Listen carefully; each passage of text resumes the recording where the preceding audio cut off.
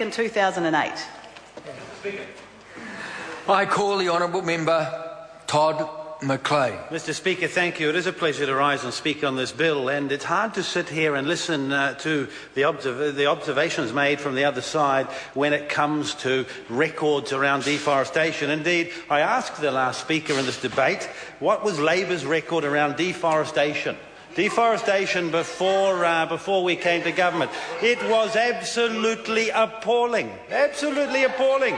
The worst there's been in the country since records began. So now they're saying what we're going to do, Mr Speaker. Well, I'm happy to speak to this because this piece of legislation meets a commitment we made to New Zealanders in the election last year to make sure that we didn't impose greater cost upon New Zealand households, that we protected New Zealand businesses, that we continued with an emissions trading scheme that does our part, doesn't lead the world, but so that New Zealand is doing its part and that it secures jobs. You see, Mr Speaker, during the committee stage of this bill, when we were hearing submissions, I remember members opposite talking about their great concerns. Now, at the same time, different parts of the Labour Party were screaming and yelling about power prices and the effect it was having upon jobs, or could have upon jobs, in the Tiwai aluminium smelter down in the very south of the South Island. So on the one hand, you've got the Labour Party saying, do something about the prices of electricity, we're losing jobs in the manufacturing sector, and then somewhere else in the Labour Party, they're coming to committee and saying, make these changes, ramp up the cost upon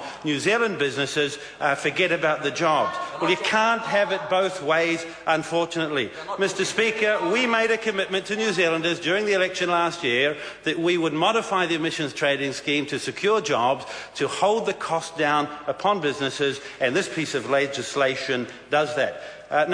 We've also heard from members opposite about the great rush that was going on in the committee stage. Well, I want to give the House some facts around this, as opposed to rhetoric we hear so often in this place. Mr Speaker, committee met and considered this piece of legislation on 9 occasions. There were 803 submissions received from 758 submitters. We heard 19 hours of evidence. So for 19 hours the committee sat and heard evidence from submitters, 73 submitters in total. Some of those submitters were able to take up to 45 minutes of time with the committee, because the committee was keen to have a full and frank and open discussion. In total, our consideration was therefore, after the submissions were heard, for 8 hours, and we met the timeline that was imposed by the House to report back within 7 weeks. Now, interestingly, this isn't the first time an emissions trading scheme has come before the House, nor a review. And when last the committee and the House considered legislation in this area, in fact, it did have longer to consider it, but the number of submissions were about the same, and the period of time considered and the number of submissions, the hours to hear submissions, was less. So I would suggest to this House, Mr Speaker, that actually the committee gave as much time as submitters wanted to.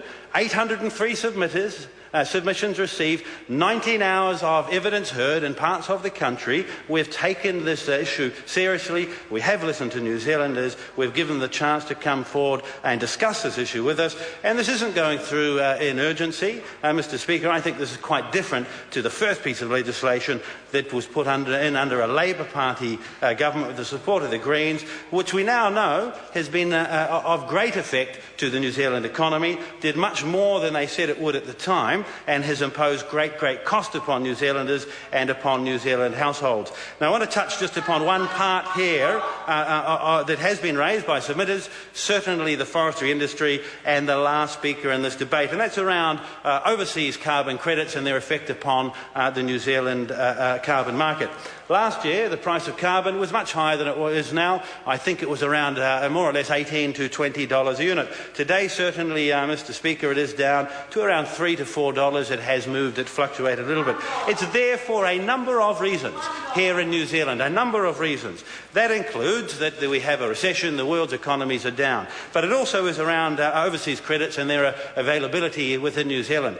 The committee looked at this in detail, considered the issue, and our report says, and the report is correct, that it is possible to have an effect upon foreign credits entering the New Zealand market, and that currently exists in legislation. It still is there in legislation. We believe that's an appropriate mechanism. There is an example where, under this government, we have already limited some credits coming into New Zealand. So what I say to the member opposite who spoke last and the forestry sector, we have ensured the tools are here in this legislation to have an effect, have an emissions trading scheme that will be robust for the future, and there will be more discussion around this. I commend this bill to the House. We have done our job properly, Mr Speaker.